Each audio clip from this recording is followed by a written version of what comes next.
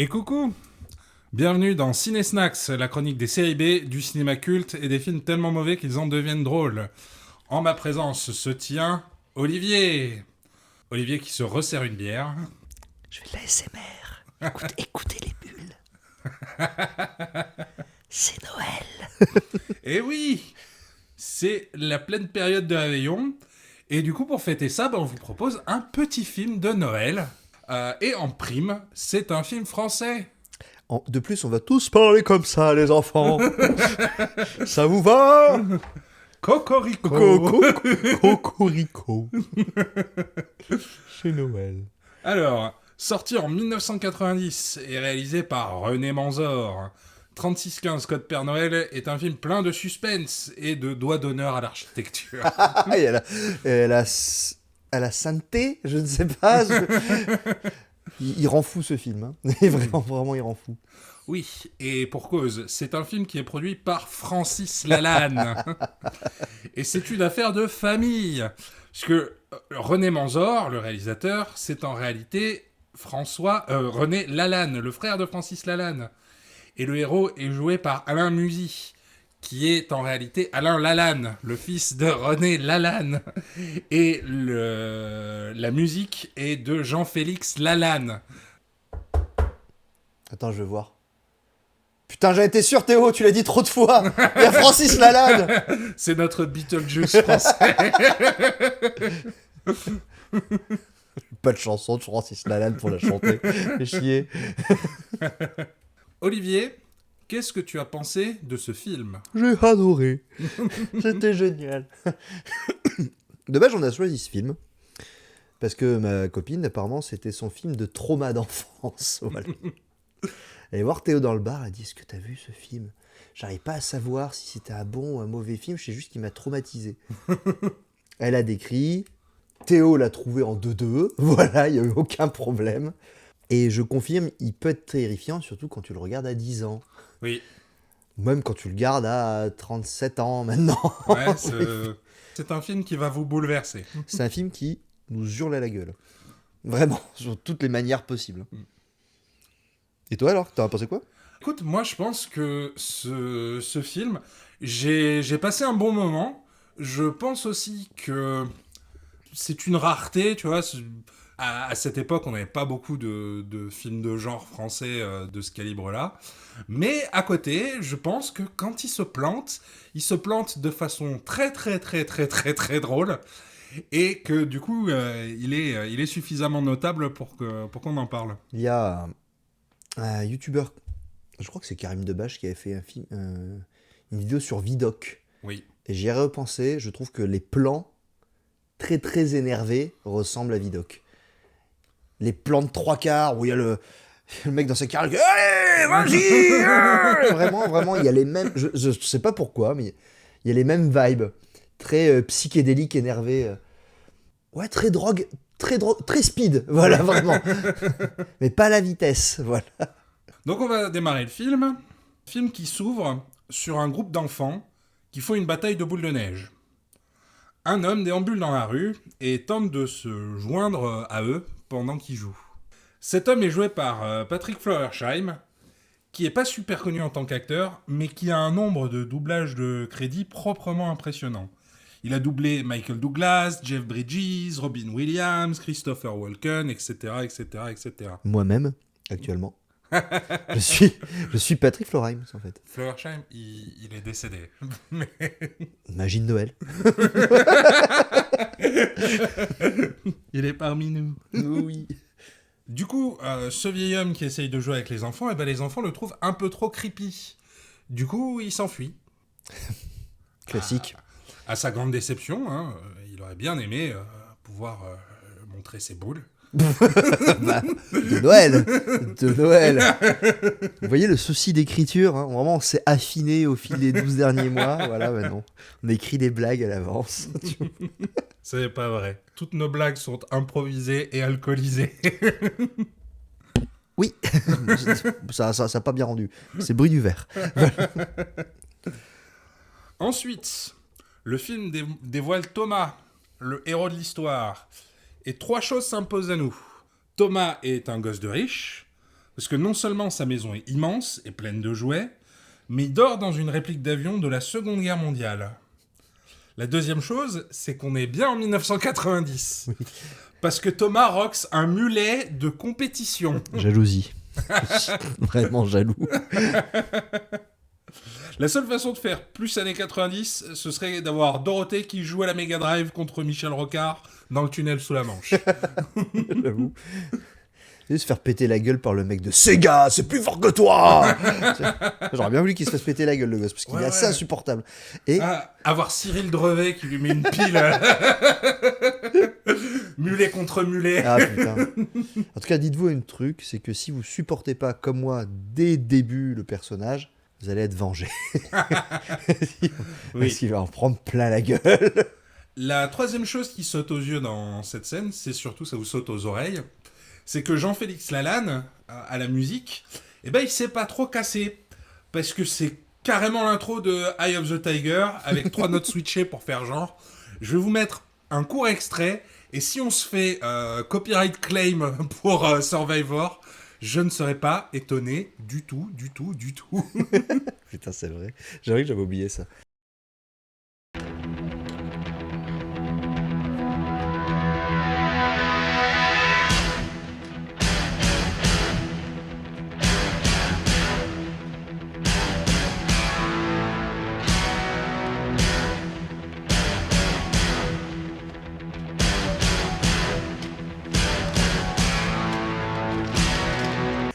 Vous allez voir, il y a beaucoup de références à... Enfin, d'emprunts, certains diraient d'emprunts, ou de témoignages à des films qui existent déjà, quoi. Oui, on va y arriver. Thomas joue à la guerre avec son chien, qui s'appelle JR, et il s'équipe de tout un arsenal de flingues et de couteaux en plastique, façon commando, ainsi que d'une paire de shurikens en forme de pentacle. Donc peut-être que lui aussi est dans une secte sataniste. Avec un peu de chance. Peut-être qu'on l'a déjà croisé, hein. Dans un Koh-Lanta, à mon avis, elle était pas née. Hein. Ah oui. Il utilise une paire de talkie-walkie, un système d'enceinte qui diffuse des sons de fusillade, et même un Pip-Boy qui lui permet de déclencher des pièges J'avoue. pour Pauvre. attraper son chien. Pauvre chien. Pauvre chien. Pauvre majordome, je pense aussi, et toutes les personnes qui ont souffert. Il y a une servante qui va faire le service un peu plus tard. Il n'y a pas de majordome, mais il y a un gardien. Il a dû tellement en chier. Donc, la mère de Thomas lui dit d'arrêter de jouer et d'aller chercher son grand-père pour le petit déjeuner. Thomas va donc arrêter la bande-son de la guerre du Vietnam, qui est diffusée depuis une étrange salle des machines pleine de tuyaux. Oui, cette scène. Ouais. Cette salle des machines va revenir, mais je vous avoue que comme beaucoup de pièces dans la maison de Thomas, on ne l'explique pas. Bon, c'est une salle des machines classique. Oui. Non, j'en ai une derrière, là. Vous l'entendez pas? Parce qu'on a fait un gros travail sur le son. Toutes les images, là, du film, moi, ça me rappelle aussi les sketchs des nuls. Notamment Prince PD, le héros du Moutet. Théo vous le mettra en lien. Je mettrai ça. Donc Thomas va ensuite réveiller son grand-père et il décide de se menotter à lui pour le forcer à descendre prendre le petit-déj. Pourquoi pas? Grand-père est visiblement quasi aveugle. C'est-à-dire que, vous ne le savez peut-être pas, mais Olivier est un gros bigleux. Oui. Mais Olivier, sans ses lunettes, voit la même chose que le grand-père avec ses lunettes. C'est-à-dire rien. Voilà, tout est flou. Voilà. Enfin, je ne sais pas en combien de micro-dixièmes se mesure sa vision. Et il faudra aussi qu'il change de lunettes, parce que ça n'améliore rien. Ah bah, je pense que ses yeux, ils sont pourris à ce niveau-là. Hein. Thomas explique à sa mère que pour Noël, il va passer sa commande au Papa Noël via Minitel. Ça vous manque le Minitel, hein? 3615 ULA. C'est un truc que je connaissais. On va le préciser hein, pour les gens qui nous regardent et qui n'ont peut-être pas forcément connu le Minitel, parce que c'est relativement, je dirais pas central à l'énigme, mais c'est central en tout cas au début du film. C'était un outil qui permettait de communiquer par écrit, même par téléphone. Et c'est une invention française, Cocorico x2. J'avoue. Par contre, qui est resté en France. Oui. Cocorico x3 Je sais pas. Et qui n'existe plus, pour le coup. Malheureusement ou on a pas. remplacé par Internet. La mère de Thomas est donc la directrice du magasin de jouets du Printemps à Paris. On est la veille de Noël et elle décide d'un coup que ses employés vont faire une nocturne et elle va engager tout un parterre de clowns, d'acrobates, de dresseurs d'animaux et autres cracheurs de feu, ainsi que de nouvelles décos et des déguisements. Un management très années 90, plein de coques, je pense. Ah, des clowns partout. Maintenant. Oui, le jour de Noël, elle décide tout ça, tu vois. Oui, et ça marche. Les années 90. Ouais. Il suffisait de traverser la rue pour avoir du boulot. En clown. Mais ça marche, ça marche. Que faisait la CGT? Pendant ce temps, Thomas a invité son copain Pilou, si on a un peu défoncé, ça fait déjà rire, pour écrire au Père Noël via le Minitel familial. Alors Pilou, il est assez dubitatif et se moque de Thomas. Mais quand le Père Noël leur répond de manière bizarre, oui, Pilou, et demande l'adresse de Thomas, il dit à Thomas qu'il devrait se méfier parce qu'il est probablement tombé sur un pervers. Ouais. Oui, même dans les années 90. Il lui dit ce fameux 3615 Père Noël, c'est probablement 3615 gratte-moi les fesses. 3615 gros taré. Il y a des dialogues excellents dans ce film. Ça vous fait clairement encore penser à Maman j'ai raté l'avion ou ce genre de choses, même les Goonies et tout. On va y venir. Et ben Pilou, il a vu juste, car c'est le vieil homme bizarre du début du film qui en réalité est en train de parler à Thomas via une borne Minitel au milieu de la gare. Encore une fois, il voulait montrer ses boules De de Noël. Je tiens juste à dire que... Alors, j'ai jamais utilisé 3615 code Père Noël. Mais il a déjà montré ses boules. Mais le fait que tu puisses tomber sur un mec au milieu d'une gare me fait penser que c'est un service assez douteux. Si n'importe qui peut se porter volontaire pour être le Père Noël des enfants. Ouais. J'ai jamais appelé le 08 36 65 65 65, le numéro du Père Noël. Mais j'imagine qu'on ne tombe pas sur un mec au milieu d'une gare. Il t'appelle « Allô !» Qui êtes-vous? C'est ma femme. Alors moi, quand j'étais gosse, j'ai appelé le numéro pour parler à Batman. Ouais. Et je suis tombé sur le Père Noël.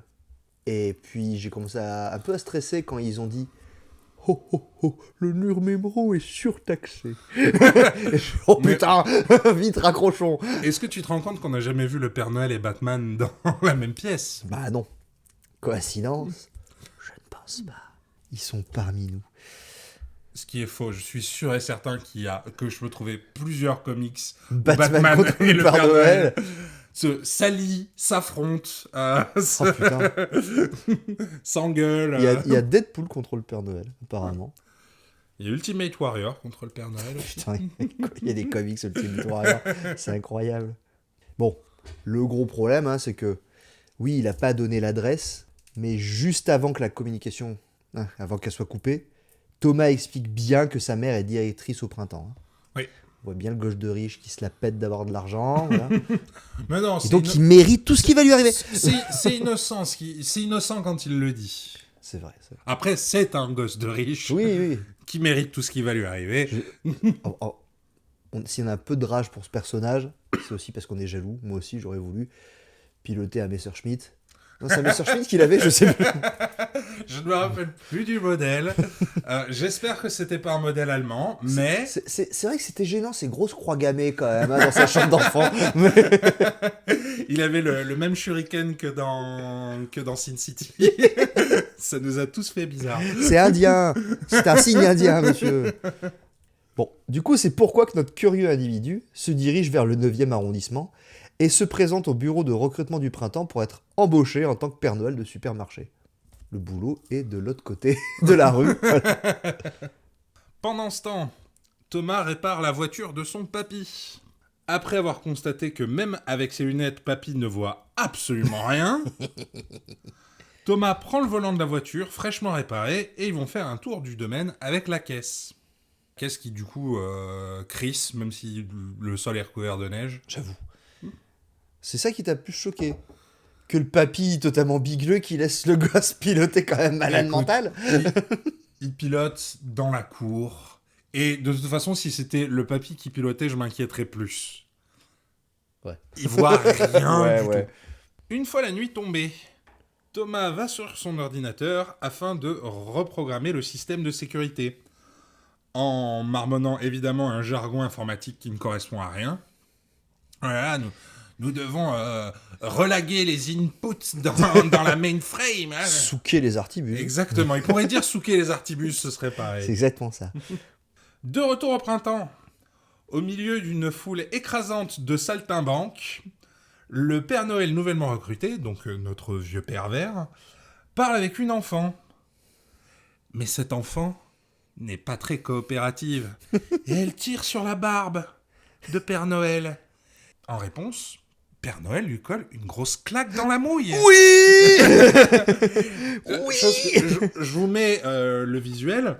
Je pense que c'est une vraie claque. Ou alors c'est une enfant. C'est une enfant qui simule excessivement bien la prise de claque. Parce que... Il y a dû avoir un raté et un petit billet disant non, tu diras rien à tes parents. Voilà. Ils le verront bien suffisamment tôt. La mère de Thomas est témoin de la scène. Et elle va consoler la gamine. Puis elle explique au nouveau Père Noël qu'il vient de perdre son job. Ah, si tu tapes des enfants, tu le fais pas devant les clients. Oui. Il y a, C'est il y a vrai. des endroits spécifiquement réservés pour Une ça. zone pour tabasser des enfants. Il y a un panneau. Père Noël met des coups de pied à des lutins. Le Fight Club de Noël. Oh oui. Du coup, Papa Noël, enfin ex-Papa Noël, se dirige vers le bureau du personnel pour rendre son costume. Mais il entend l'assistant de Madame Frémont. Madame de Frémont, c'est la mère de Thomas, du coup. Et son assistant, du coup, explique au téléphone qu'un camion est en chargement au 2e sous-sol afin de se rendre chez la patronne pour livrer les jouets de son fils.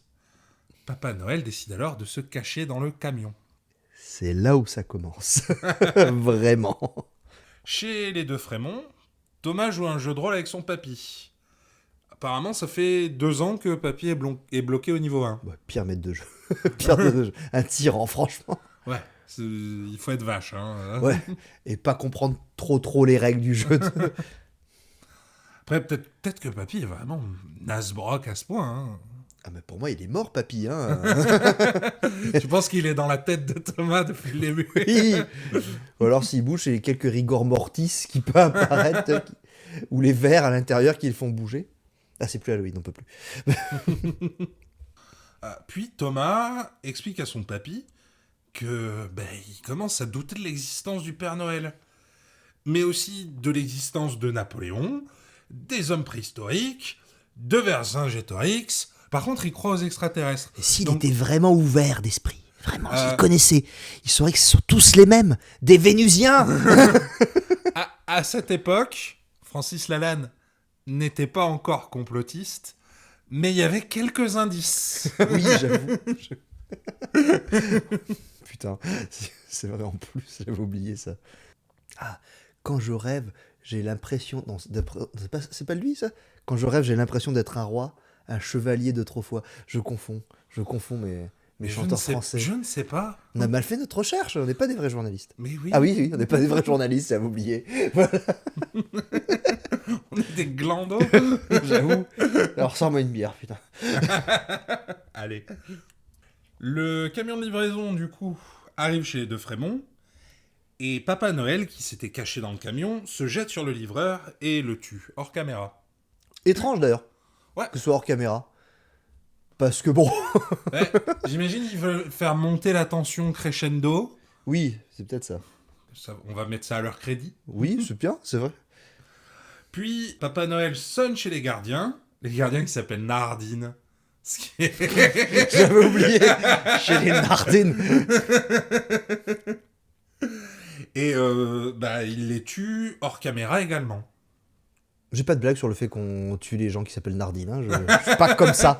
Nardine à mort. Voilà, oui. Oh, il a préparé. Non, Toutes nos blagues sont minables, mais au moins elles sont improvisées. On n'a pas de chat GPT qui nous souffle. Oh putain, on s'améliorait tellement.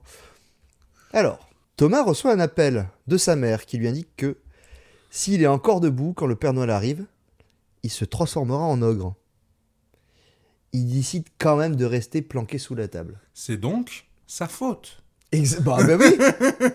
C'est sûr. Les enfants, si vos parents vous montrent ce film, c'est pour que vous alliez vous coucher. Peut-être pas dormir pendant plusieurs mois. Années, je pense. Hein. Mais c'est pour que vous alliez vous coucher. Le Papa Noël arrive et vous allez prendre bordel. Chez les Dardennes, Papa Noël est justement en train de se peindre les cheveux et la barbe en blanc. En sautillant, en poussant des petits cris de plaisir. Je l'avais oublié, ça tient. Patrick Feuersheim, qui, comme j'ai dit, est pas souvent acteur, il est terrifiant. Ah, il est flippant, ouais. Il est toujours dans cet équilibre de... On sait jamais ce qu'il veut, où il va, et en même temps, il a la tête de l'emploi, il a la tête du pervers.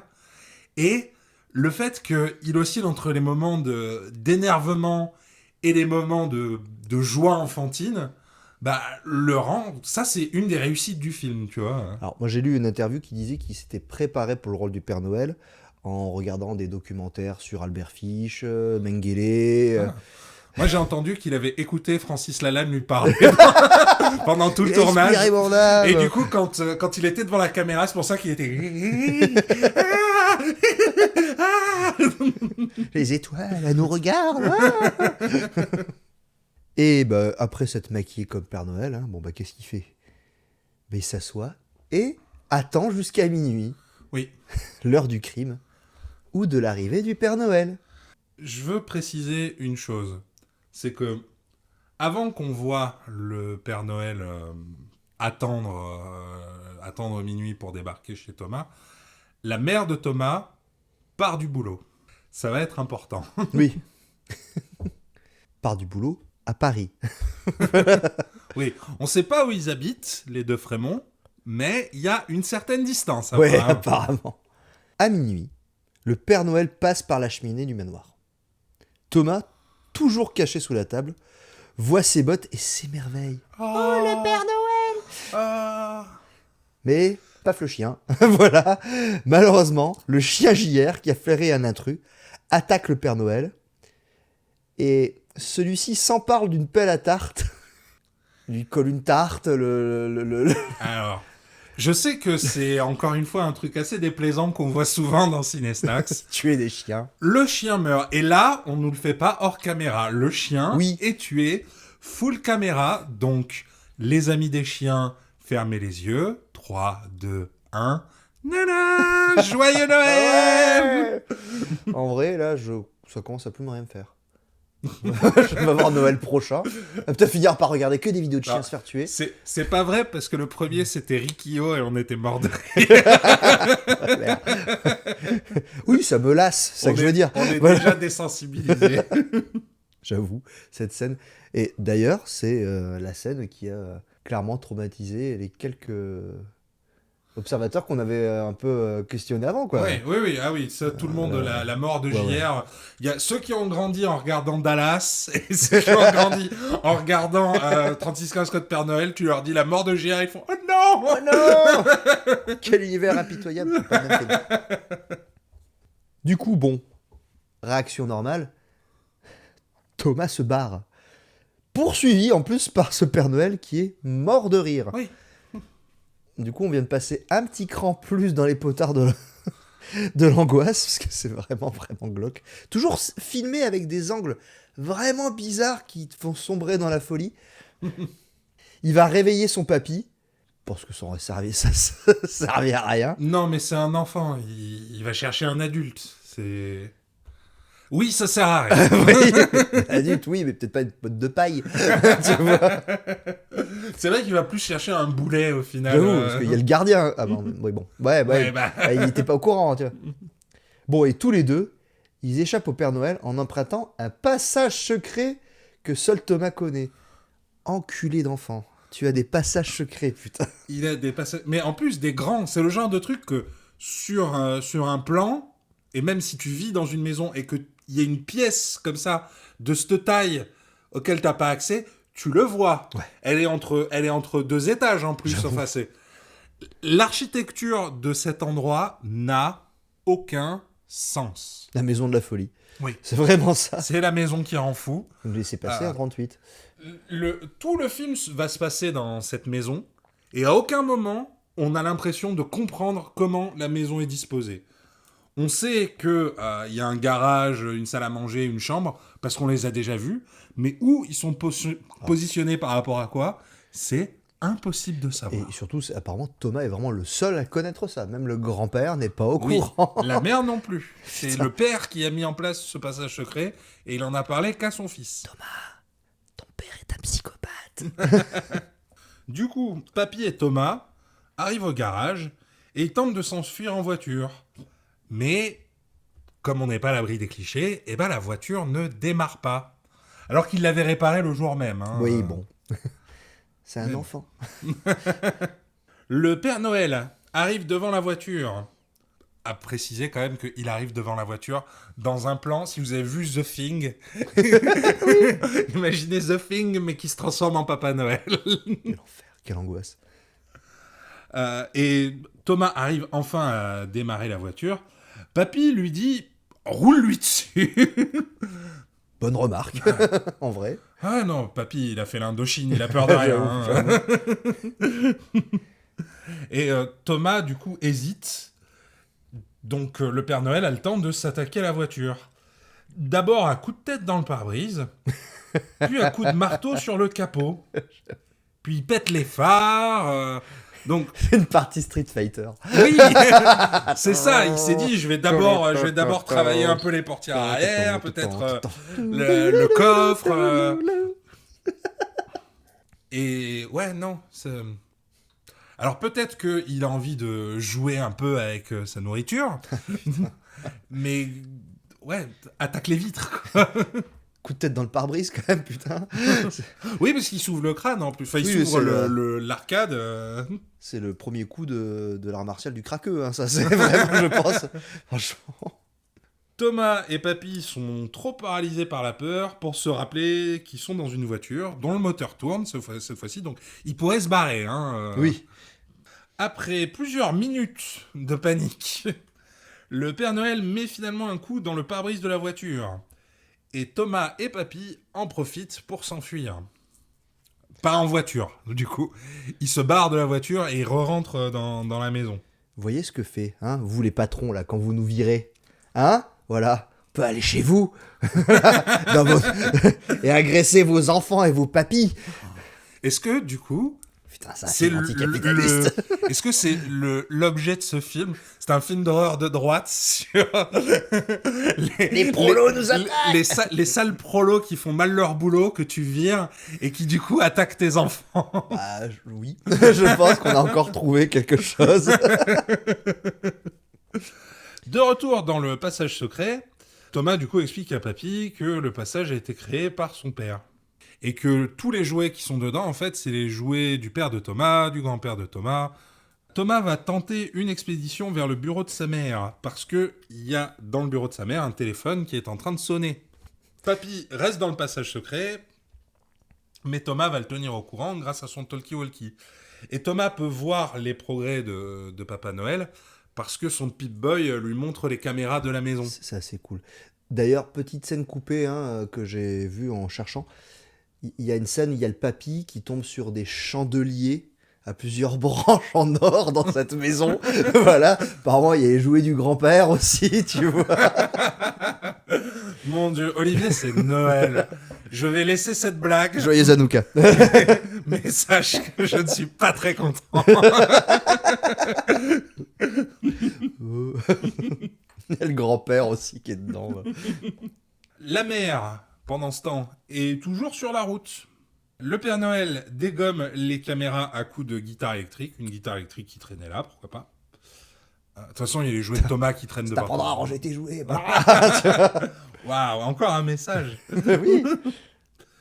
Thomas passe à côté de la déco de Noël la plus creepy du monde. Ça ressemble un peu à... Vous voyez le Crypt Keeper dans les contes de la crypte, et ben vous lui mettez un costume de Père Noël et ça donne cette déco-là. Quand tu me le décris, je vois un des persos des Gremlins. Donc moi, ça m'inspire du cool. Mais on n'a pas les mêmes Noëls. On va reparler de films de Chris Columbus. Thomas est alors surpris par Papa Noël et il a un moment d'hésitation que je peux comprendre, un moment de panique, mais il passe quand même pas mal de temps à regarder le Père Noël qui le charge. Ah, ça va, j'ai 3 tours encore avant qu'il me charge. Et Thomas parvient, en utilisant son Pip-Boy, à faire tomber Papa Noël dans le piège dans lequel il avait piégé son chien. Il y avait du foreshadowing. Tu te rends compte quand même que tout à l'heure, là, t'as parlé d'instruments de musique. Si on est toujours sur la même idée que c'est un film anti-gauche, ça et les chiens, les punk à chiens, Ouais, c'est vrai. Non, ils essaient de nous agresser, notre voler, détruire nos maisons avec leur musique de sauvage, tu vois. Ils veulent tuer nos animaux, c'est ça qui apparaît, pour les manger. Thomas déclenche également le système de sécurité qui verrouille les portes et les fenêtres du manoir, qu'il avait désactivé. C'est mignon, il les avait désactivés parce qu'il voulait que le Père Noël puisse rentrer. Mais il a réussi. Ah, le miracle de Noël. Malheureusement, Thomas se perd dans le labyrinthe que ses parents ont fait construire dans la maison. Et quand je dis labyrinthe, je veux vraiment dire... Il y a un plan qui nous montre du dessus un labyrinthe dans lequel Thomas est paumé et avec une image de The Shining, parce que pourquoi pas. J'avoue, il y a des tableaux horribles. Le Père Noël, par contre, il s'en sort bien mieux puisqu'il arrive au téléphone avant Thomas. Oui. Donc voilà, ne faites pas construire des labyrinthes chez vous. Oui. Les intrus les connaissent mieux que vous. Et apparemment, c'est vrai qu'il a pas l'air de connaître trop sa maison, quoi. Hein. Non. Cet enfant. Non, mais tout le monde se paume dans cette maison. Cette maison n'a pas de sens. Bah, sauf les gens de gauche. Thomas décide de s'enfuir en passant par le toit. Et il se transforme temporairement en ombre, suspendu à une gouttière. Hein. On est en 1990. Les effets spéciaux, il y en a qui sont un peu réussis, il y en a, on se dit, ah, pour l'époque, ça va. Là, ça passe pas. Globalement, il est quand même plutôt bien fait, ce film. Il y a des trucs... Ça va, oui, non, ils ont fait des efforts, il y a un budget, Flowersheim joue très bien, Thomas joue bien pour son âge. Il y a trop de coques dans le scénar. Et dans... Voilà. J'ai oublié. Hein. Ils ont essayé de mettre un peu trop de trucs, et ça aurait mérité un petit élagage. Oui, je pense. Pendant ce temps, la mère de Thomas n'est toujours pas arrivée à destination. Bah, faut dire qu'apparemment le Danemark, c'est loin quand même. Hein. Thomas parvient enfin à retourner dans la maison et utilise l'ordinateur du bureau de sa mère pour envoyer un message de détresse au travail de sa mère et également, on ne sait pas pourquoi, à son pote Pilou. C'est vrai que bon, Oui. voilà. Il va peut-être faire des petites blagues rigolos. Voilà. Au même moment, Pierre-Emmanuel Barré, enfin le père Noël, le cauchemar de la gauche, trouve le passage secret par hasard et attaque le grand-père. Pas vraiment par hasard en vrai, c'est plutôt par vraiment déduction, parce que le passage secret est dans un frigo et il entend des bruits, il dit, ils mangent quoi ces gens? Ça doit être très frais si ça chante, tu vois, c'est bizarre. Hein. Et le grand-père, il a évidemment la vue trop brouillée pour comprendre ce qui se passe. Donc clairement, il se fait éclater, mais sans lunettes. C'est encore une scène un peu choquante, je trouve. Oui, mais il est sauvé. Oui, in extremis par Thomas. Mais celui-ci, il casse son Pip-Boy. Ouais, Thomas, Donc il ne peut plus suivre le méchant par où il est, etc. qui de toute façon avait pété les caméras, donc... Oui. Le Père Noël est attiré dans le sauna grâce au talkie-walkie et Thomas l'enferme et monte la température à fond. La salle, elle sert pour le sauna.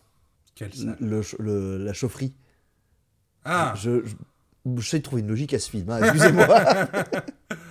Ouais, j'adore le fait qu'ils aient établi autant de pièces, mais qu'à ce moment-là, on nous dévoile « Oh, il y a un sauna. » Bon, oui, bah, c'est normal. Bon, bah. Bon, le problème c'est que Thomas et le grand-père ne peuvent plus sortir, parce que bien entendu, le système de sécurité, Il est mouillé. il est mouru. Et Voilà. il n'y a plus le Pip-Boy. Et oui. Donc du coup, Thomas, il comprend qu'il va devoir faire blip blop bip blop blop blop. Voilà, avec ce Utiliser système. ces compétences qui ont été établies plus tôt dans le film. Et oui. De son côté, là, à un moment de Thomas appelle la police pour checker si la maison va bien, mais elle a un accident de voiture en essayant d'éviter. Rien du tout. Ouais, rien du tout. Oh Dieu, flocon de neige! Ah, non, la route est vide et elle se plante. Oui, bon. C'est pour... Peut-être qu'en fait, elle était trop chère et qu'il fallait, je ne sais pas. Et c'est même pas, si je me souviens bien, elle est plus au téléphone quand elle se plante. Elle devrait être 100% en focus sur la route. C'est fait attaquer par l'esprit de Noël. Attention, l'esprit de Noël, il fonce droit sur nous. Non, des cadeaux par milliers! Non. Le bonheur sur toute la terre, non. Même les pauvres. Non, les pauvres, j'ai pensé aux pauvres, j'ai chu. Tout s'accélère, car au même moment, Papa Noël sort du sauna, Thomas parvient à déverrouiller la maison, et Pilou arrive à la rescousse. Bien grand mot. Thomas est blessé par Père Noël. Autre trauma. Oui. C'est quand même assez rare, hein. Un enfant qui se fait planter, c'est ça, non? Oui. Avec toujours la pelle à tarte. Ils ont des gâteaux très durs. Ouais. Ils donnent partiellement aiguisés. Non, C'est ouais, normal. je sais pas, peut-être qu'ils font venir les omelettes norvégiennes directement de Norvège et elles arrivent encore congelées et ils doivent les attaquer au burin parce que cette pelle à tarte, oui, est un instrument De mort. particulièrement létal et aiguisé.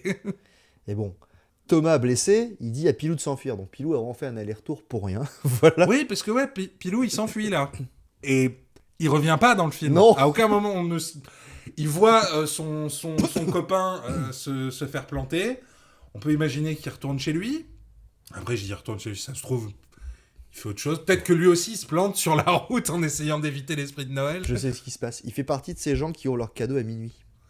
Ah. Du coup, il a oublié. Il a ouvert ses cadeaux. Ouais, il rentre chez lui, il tombe sur ses cadeaux. Et... Sale engeance. Ah.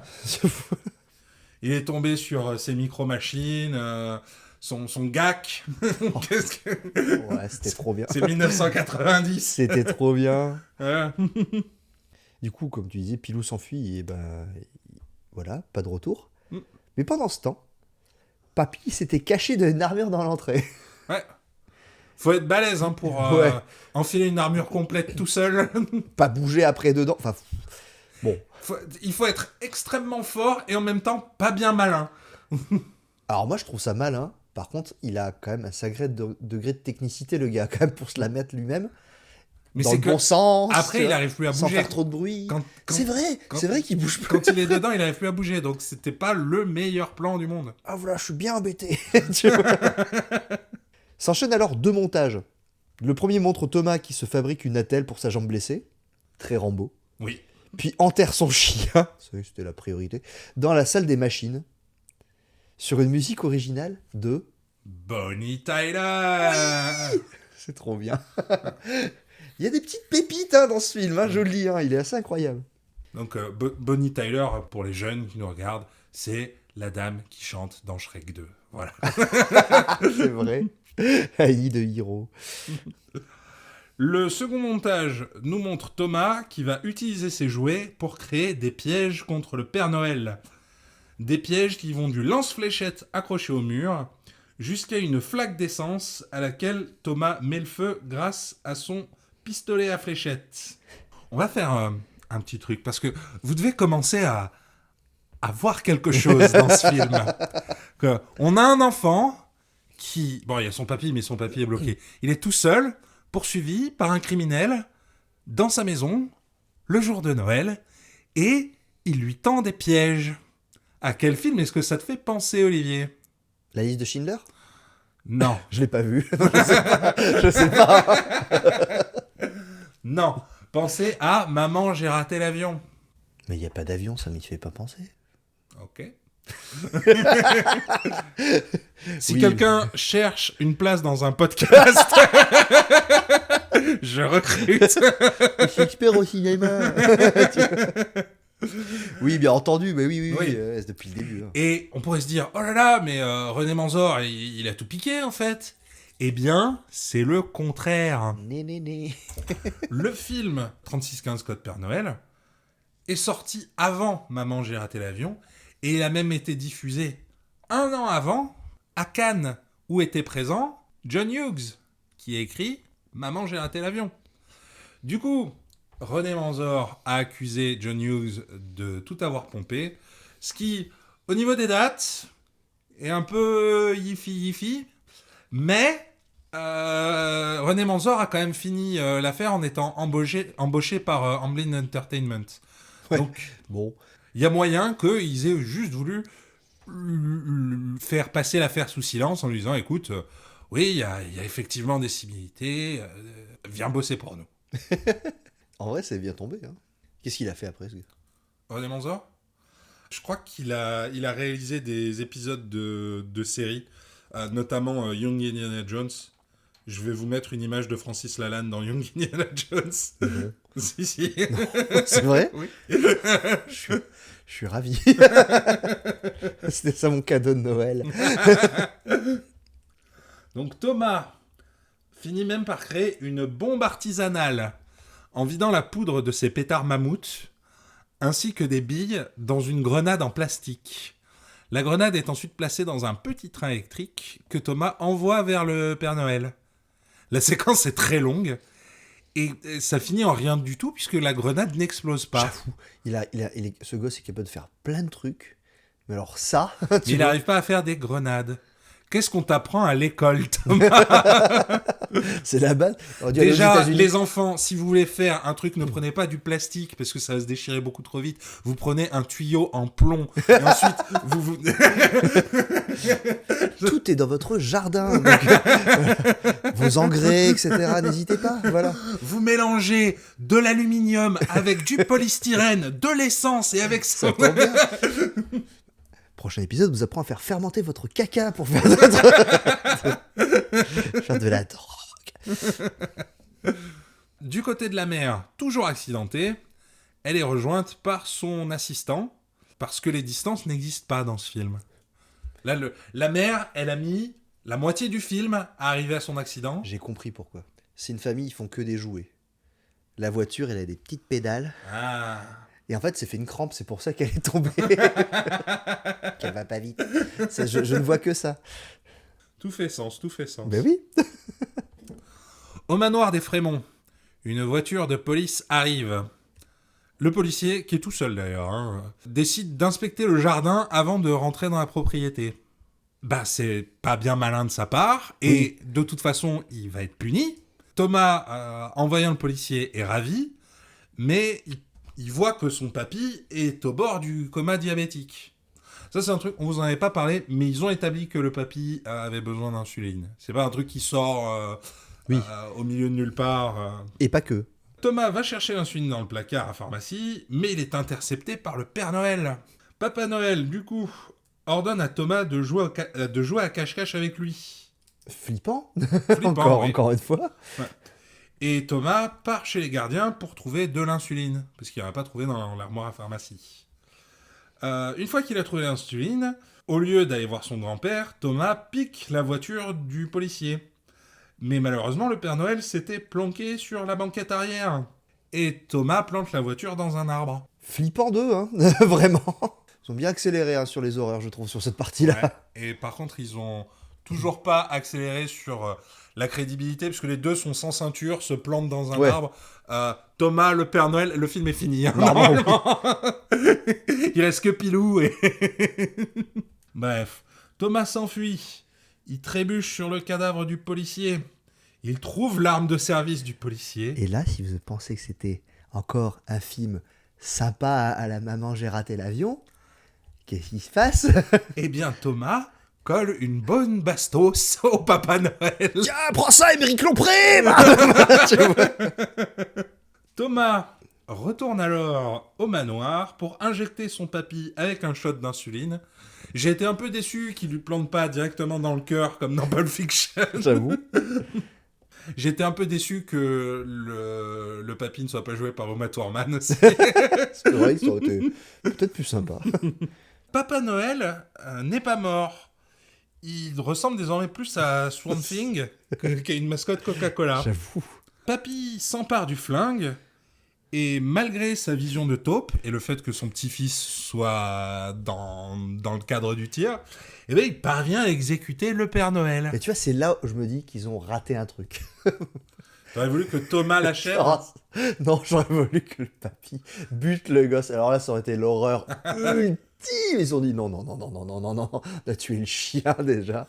Non, moi, je vais te dire, si tu voulais une fin ultime, Thomas tue le Père Noël au corps à corps, avec la pelle à tarte. Avec la pelle à tarte plusieurs fois. Tu vois. Et la mère le retrouve.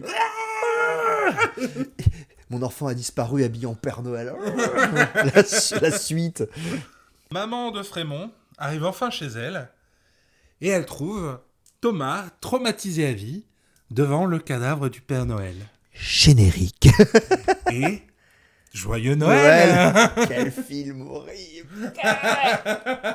Cette fin est traumatisante à souhait. C'est pour ça que des fois je me dis, est-ce que c'est un nanar ou pas? Mais qu'est-ce qui ferait que c'est un nanar? Eh bien, c'est ce qu'on va voir dans les Bullet Points. Transition. Alors, les tirs, vas-y.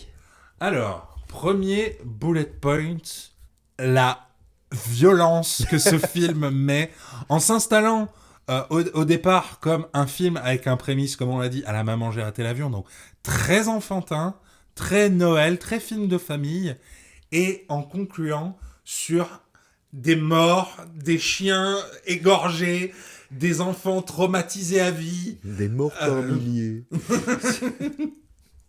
Des enfants qui finissent par tirer au flingue sur des gens. Enfin bref, tout ce côté-là, pour moi, fait la saveur de ce film, de se dire, c'est présenté presque comme un film pour enfants, et ça part complètement dans le... Je comprends, moi, l'idée, tu vois, le thème est enfantin, c'est rigolo. Ça fait même penser un peu aux Gremlins avec... il s'appelle Gizmo qui se prépare un peu en commando et tout. Ça m'a fait penser à ça. Gremlins qui a traumatisé beaucoup de gens, je vous jure qu'il est plus soft que 36-15 Père Noël. Mais bon, tu parlais de la guerre d'Indochine. La guerre d'Indochine a traumatisé moins de gens que ce film-là. Je ne sais pas. Hot take. Voilà. Il faudrait qu'on interviewe un mec de la guerre d'Indochine. Bon, la saison prochaine. Donc pas mal de choses très enfantines. C'est assez mignon, c'est assez cool. Mais toute la manière de filmer te pousse dans une horreur qui s'aggrave de plus en plus, quoi. Est-ce que tu as un autre bullet point? Bon, le mulet. Le mulet. Le mulet. Oh, et j'ai oublié d'en parler. Ce film a un check merdique. Ce film a un check merdique, oui. Oui. On a mulet check merdique. Franchement, je sais pas ce que vous voulez de plus pour Noël. Peut-être une chanson. Ah, oui. À la fin de cet épisode, nous vous offrirons une petite chanson qui a été improvisée pendant le visionnage de ce film et que on va essayer de compléter sans se faire strike. Soyez indulgents. On n'est pas des chanteurs ni des monteurs professionnels. Voilà, ni des cinéphiles, hein. Voilà, tu vois. Mais j'espère que ça vous fera plaisir. Mais en parlant de chansons, moi, il y a un truc que je veux noter, c'est la musique de ce film. Oui, parce Bonnie qu'on a Tyler. le combo Bonnie Tyler et une pompade éhontée de Survivor de Rocky 3. Déjà, et puis Francis Lalanne, hein, Qui ne chante pas. qui ne chante pas. Parce que c'est C'est Noël. Noël, et que Voilà. c'est pas Halloween. Voilà, c'est pas le calvaire de Jésus dont il voulait C'est ça. parler. D'autres bullet points? Oui. Si vous avez toujours trouvé que les pauvres méritaient bien qu'on leur rende la monnaie de leur pièce, eh bien, sachez-le, tous les gens qui meurent dans ce film sont des pauvres. Les gardiens, le policier, le chien, techniquement, n'a pas de capital. Tiens, techniquement, on n'a pas de capital, je suis bien d'accord. Donc, pouvoir aux riches. Oui, je pense que, en fait, encore une fois, on a trouvé une explication. Je vais essayer à chaque fois de trouver une explication pourrie au film. Wow, t'es pas prêt pour les films que je vais te montrer, Olivier. Oh putain. Mais Olivier, tu viens de raconter le scénario. Oui, bon. C'est de trouver un sens comme on peut. J'ai l'impression d'être Pinhead dans un Hellraiser. J'ai tellement de choses à te montrer. Je vais finir fou. Voilà. Est-ce que tu as un autre bullet point? Attends, on a cité le mulet, le tchèque, les joujoux par milliers, les références honteuses. C'est déjà beaucoup, hein. La musique est en vrai incroyable. Franchement, je trouve que la réal, elle a un parti pris. Pas forcément le meilleur, mais elle a un parti pris, la réal. Les images... Il y a des efforts, il y a des vrais efforts dans ce film. Bon, la maison de l'horreur avec cette fameuse chambre à gaz en plein milieu, là, qu'on comprend pas, qui, du coup, nous a fait penser à la musique Cargo de nuit de Axel Bauer, et qui, du coup, nous a amené à une petite chanson. Voilà. Donc, merci à tous. Joyeux Noël, joyeux Nouvel An, joyeux Hanouka, joyeux Aïd, joyeux Pâques. Je sais pas quand est-ce que vous regardez cette... Joyeux Zalok, vous les pauvres. cette vidéo. Abonnez-vous, faites tourner cette vidéo et amusez-vous bien avec cette chanson. Allez. Top DJ. Allez, gloire à Satan.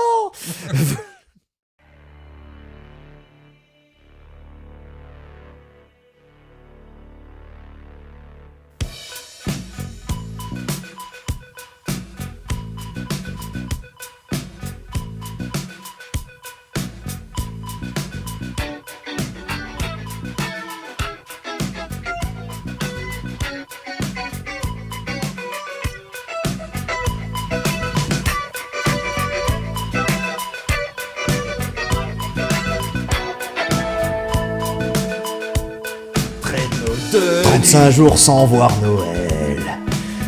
Hotte tressée, bottes fourrées. Je viens livrer tes jouets.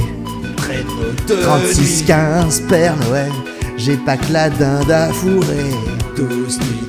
5 nuits au pôle Nord. Mais cette Gamine indiscrète tire sur ma barbichette.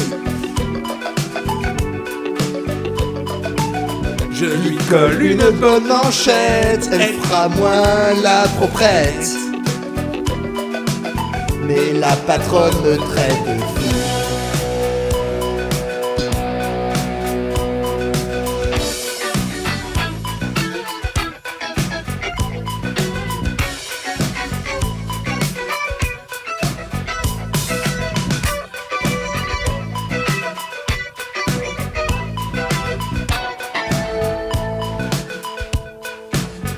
traîneau de nuit. Irlande rouge, je guette l'entrée. Le chien, je l'ai découpé comme un flan pâtissier. Traîneau de nuit. Le gamin veut me piéger, je vais bouffer son mulet. 5 nuits au pôle Nord.